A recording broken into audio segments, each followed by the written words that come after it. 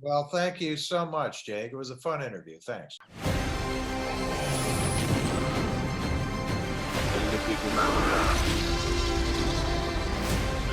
Where we're going, we don't need roads.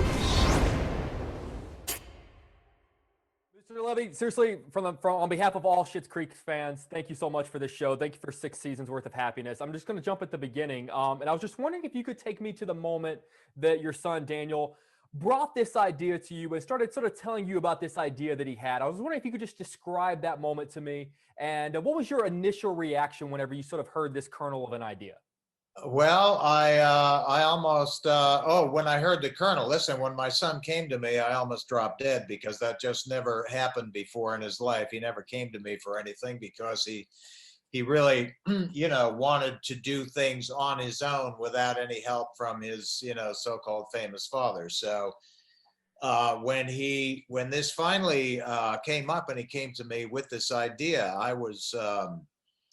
uh, I was excited, extremely excited as a dad, no question about it, to be able to work on this thing with him, and I put a lot of pressure on myself to try and come through for him in trying to get this show off the ground.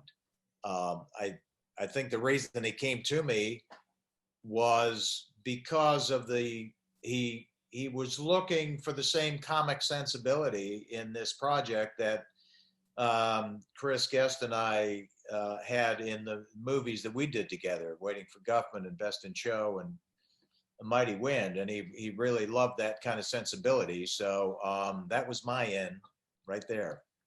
Whenever you guys were getting the show off the ground and taking it to different sort of TV executives, was there ever any pushback on the title? Because working for morning news, there was, whenever the show started gaining popularity, there was that fun conversation where we all looked at each other and we sort of went like, "Can we say this? Can we say this on TV?" Yeah, well, I can't say there wasn't because there was. I think when we, in the initial pitch meetings, when we went around pitching the show, I think somebody actually said, one of the networks actually said, well, we can't run a show with this title. When we actually sold the show to CBC up there in Toronto, in Canada, here in Toronto, because I'm here now. We talked about the show and getting it on. They were very excited. And then they said, now let's talk about the title of the show. And, we had to sell them on the argument that shit, as we have it in our show, SCHITT, is a legitimate surname that you can find in any phone book around the world. And if somebody had a surname like this on a news broadcast, and are you telling me that the network would not super his name on the screen because it happened to be that? And that won the argument for us. They said, no, we would have to do that. So there you go. You can call it Schitt's Creek. And we knew that the name was going to be fun around water coolers when the show first came out. But honestly, we thought that after the first 4, 5, 6 shows, it simply would become the name of the show, and people would just say Schitt's Creek is the name of the show and not think about it. But that didn't actually happen. Well, that actually ended up leading to one of my favorite moments on the show is whenever you confront your old friends at dinner. I think it was the season 2 finale, and you say, no, it's not Schittsville, it's Schitt's Creek, and it's the town where that moment. It took the title and then elevated it, which I just absolutely love. It's been such a fascinating journey watching this show. I cover entertainment for a living, and I've never seen anything like it where a show almost peaks in popularity after it's over. Daniel told me the first time that he realized that the show was really taking off, where he felt like he had something. But I'm curious as to what your answer would be if I were to ask you, what was that first moment where you kind of paused and went like, okay, this is happening. We have something here. Well, I think for me, the awareness factor started when we got on Netflix. The show had been doing well. It was always popular in Canada, right from the start. Had a slow going south of the border in the States because it was hard to find Pop TV. They were a great broadcaster. We kind of grew up together. But it was hard to find. When we got on Netflix, I started to notice that people were talking to me in airports and restaurants and on the street about love your show. Hey, saw your show, love Schitt's Creek. And that started happening. And I'm thinking, people are watching the show now. A lot of people are watching the show because I'm getting this a lot. So that was the beginning of it. And round about the end of our fourth season, into our fifth season, in terms of critical awareness and success, I noticed that our show started to make some top 10 lists and things like that. But it took a while. It took a while for all that to happen. It was worth the wait and worth the journey. Because of so many of the characters you've played over your career, I feel like so many of us, and I hope it's okay that we say this, we kind of look at you as sort of like our dad. Like you're kind of everybody's dad. Like all my friends, we sort of grew up with you. I'm sort of curious. Do you hear that? What does that mean to you to be that role to so many people around the world? And do your own kids ever give you a hard time about that? No, I'll answer the second part first. No, they don't give me a hard time about that. They've never really talked about that in terms of, having to share their dad with anybody. No, honestly, it's a great feeling. I guess it started with American Pie. And that was kind of fun. And that's how I changed the character in American Pie. The way it was written, I didn't particularly want to play it the way it was written. So we had a lot of discussions about it. And I said, I just want to be the kind of dad that the kids don't really want to spend a lot of time being around. I want to be the square dad. I don't want to be the friend to my son.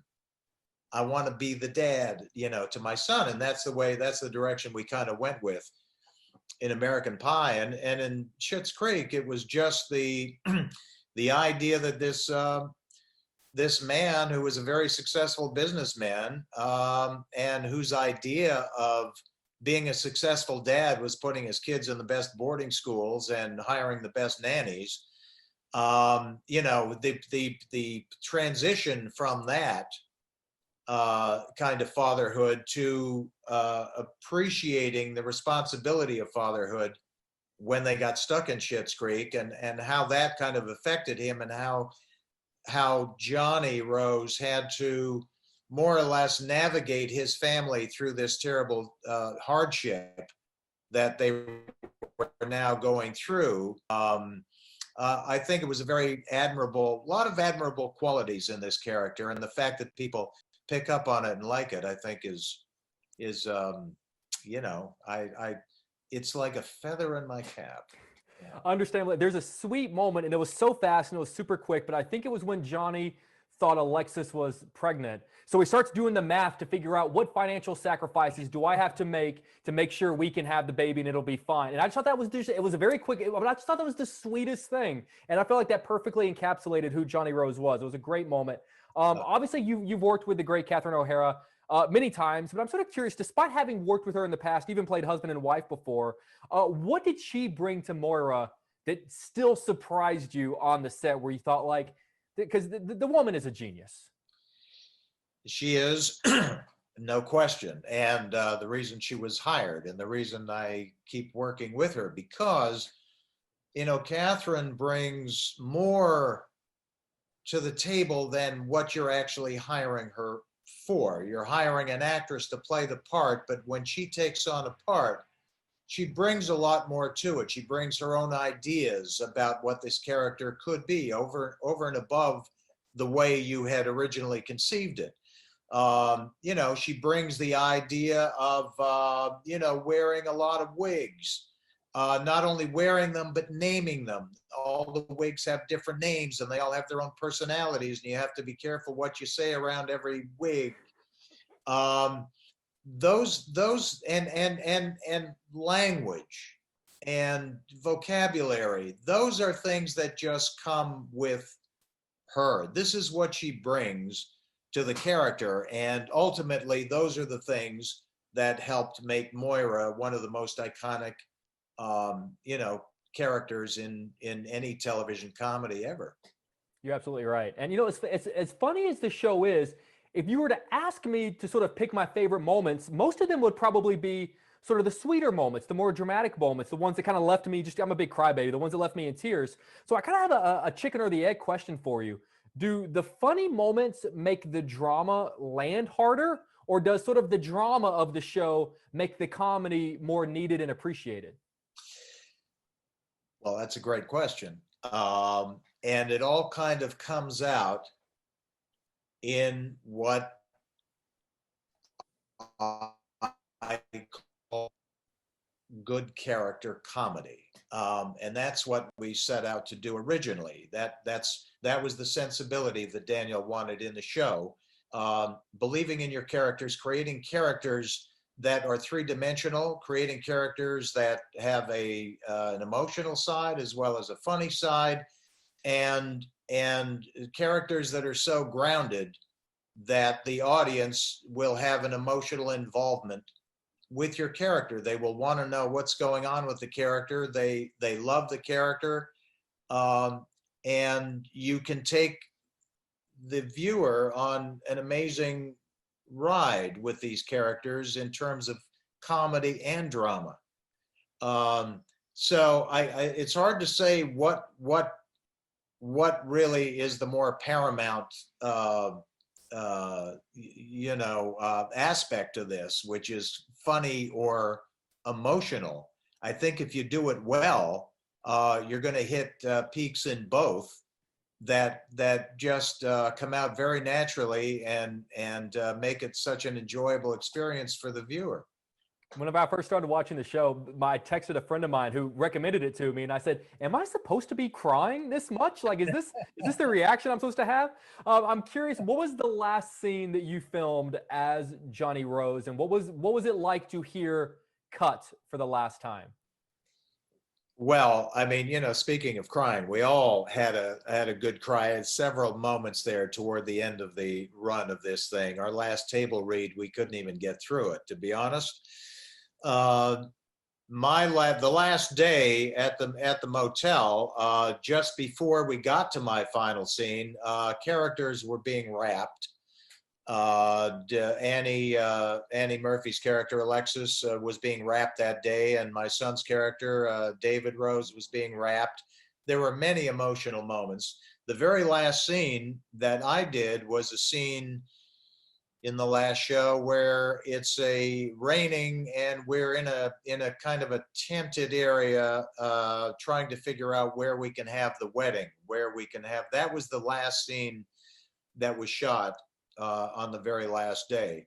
And to be honest, it was such a difficult scene to do because the hoses that they ran over the tent to create the rain, they were so loud you could barely hear yourself thinking, let alone talking. So just getting to the end of that scene and trying to finish on time was the key thing. And then when they finally yelled cut, it was more a relief. And the idea that, oh my God, this is it.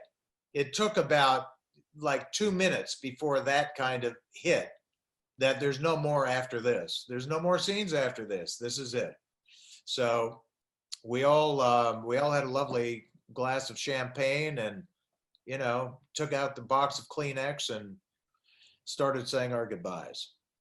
Well, unfortunately, I feel like I know you have a heart out at 45, so that means that you and I have to say our goodbyes, and I'm probably going to cry through this one too, but I just want to take my remaining few seconds to just say thank you. So, I mean, the great part of my job is that I get to talk to people I respect and people that gave me great gifts and just say thank you so much. So, Mr. Levy, seriously, on behalf of all the Schitt's Creek fans, thank you so much for 6 years of happiness and joy and laughter and tears. And really, it's an honor to be able to speak with you, sir. And I really do appreciate your time. Well, thank you so much, Jake. It was a fun interview. Thanks. Thank you. I appreciate it. Have a wonderful day.